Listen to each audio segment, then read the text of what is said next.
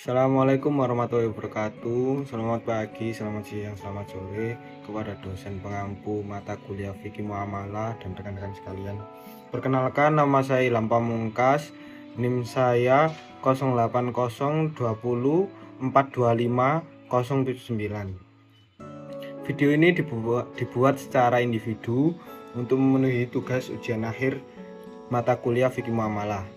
Pada kesempatan kali ini, saya akan menjelaskan dan menganalisis secara mendalam 4 akad penting dalam fikih muamalah serta aplikasinya pada lembaga keuangan syariah dan perbankan syariah. Yang pertama, saya akan membahas konsep dan dasar hukum akad. Yang pertama adalah akad mudharabah. Akad mudharabah adalah akad kerjasama usaha antara pemilik modal shahibul mal yang menyediakan 100% modalnya dalam pengelolaan usaha, dan pengelola usaha yaitu mudharib.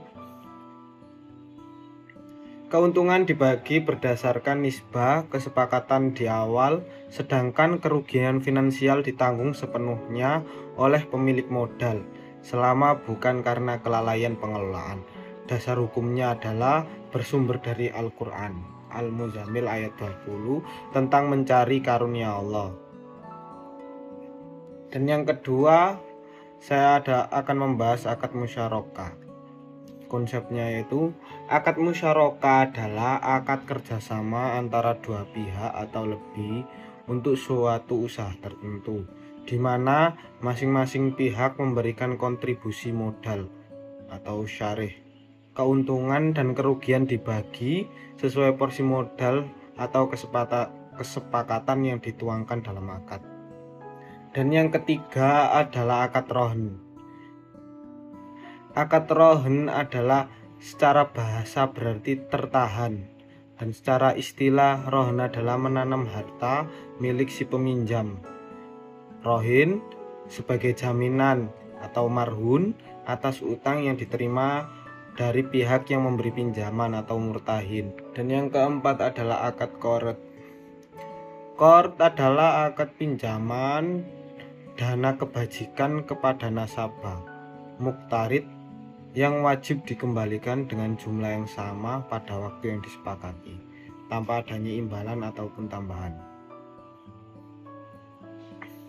Selanjutnya adalah persamaan dan perbedaan keempat akad tersebut. Untuk mempermudah analisis, mari kita bedah bersama-sama dan perbedaan dari keempat akad ini. Pada persamaannya, yang pertama adalah keempat akad ini merupakan instrumen keuangan syariah yang bertujuan untuk merealisasikan kemaslahatan umat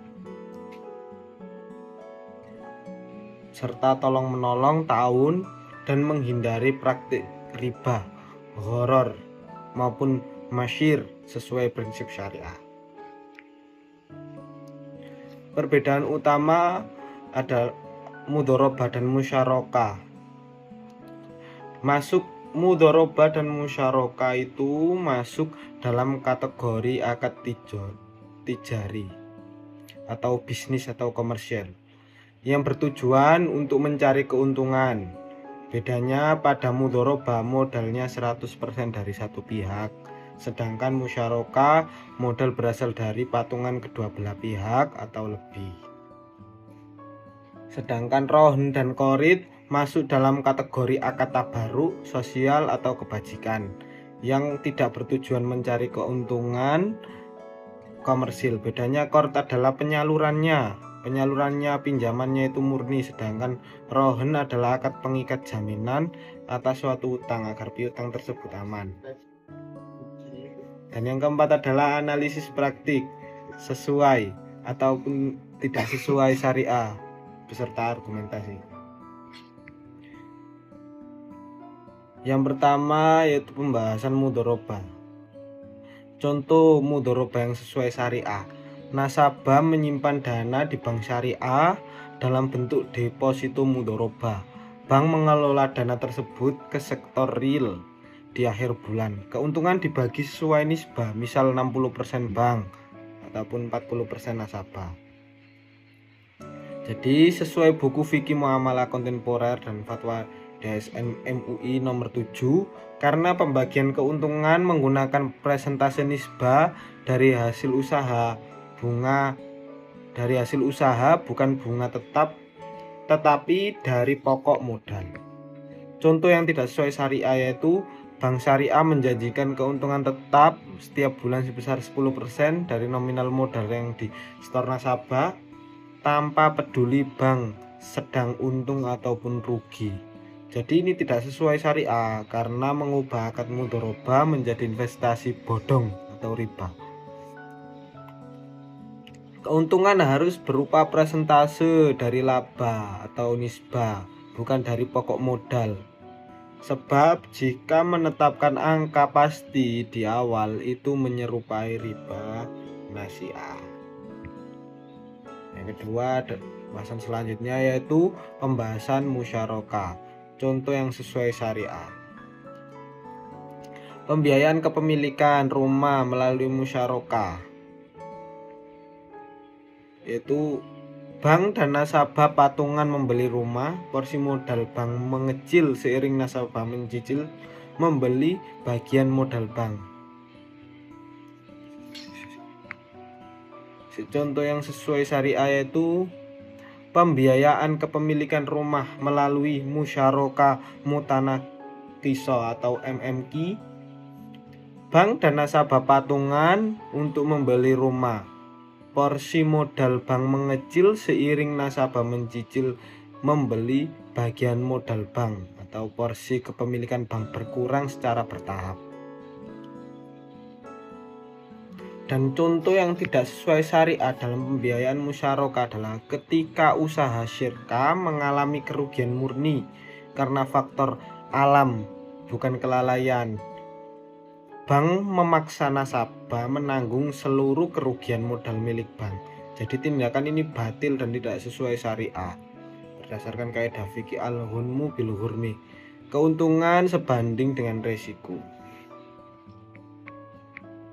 Yang ketiga adalah pembahasan rohn. Contoh sesuai syariah, nasabah menggadaikan emas di pegadaian syariah untuk mendapatkan dana tunai. Pegadai syariah membebankan biaya pemeliharaan dan tempat penyimpanan emas atau ijarah berdasarkan berat emas dan ruang simpan, bukan berdasarkan jumlah uang yang dipinjam.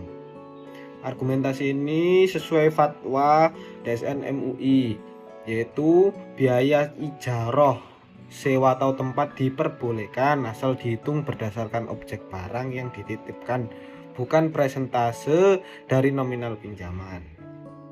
Dan contoh yang tidak sesuai syariah yaitu pihak LKS itu mengambil atau memanfaatkan barang jaminan, misal motor ataupun sawah yang digadaikan untuk operasional sehari-hari bank atau dinikmati sepihak tanpa kompensasi sewa kepada pemiliknya. Ini haram dan tidak sesuai syariah.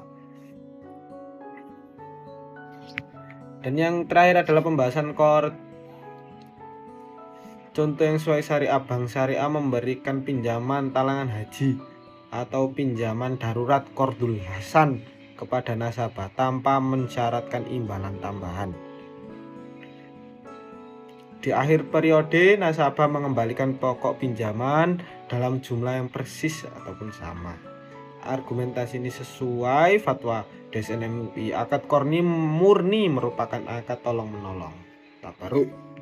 Contoh yang tidak sesuai, bank syariah memberikan pinjaman sebesar 10 juta kepada nasabah, namun mensyaratkan nasabah harus mengembalikan sebesar 10.500.000 sebagai biaya administrasi wajib yang nilainya tidak real. Argumentasi ini, praktik ini tidak sesuai syariah karena tambahan tersebut dikategorikan sebagai riba qard. Kesimpulannya, implementasi antara akad mudharabah, rohn, dan qard di lembaga keuangan syariah harus senantiasa mengacu pada koridor fikih muamalah dan fatwa DSN MUI agar terhindar dari unsur-unsur yang diharamkan. Sudah demikian analisis dan penjelasan dari saya terkait keempat akad ini. Mohon maaf atas segala kekurangannya. Terima kasih atas perhatiannya. Wabillahi taufik. wal hidayah. Wassalamualaikum warahmatullahi wabarakatuh.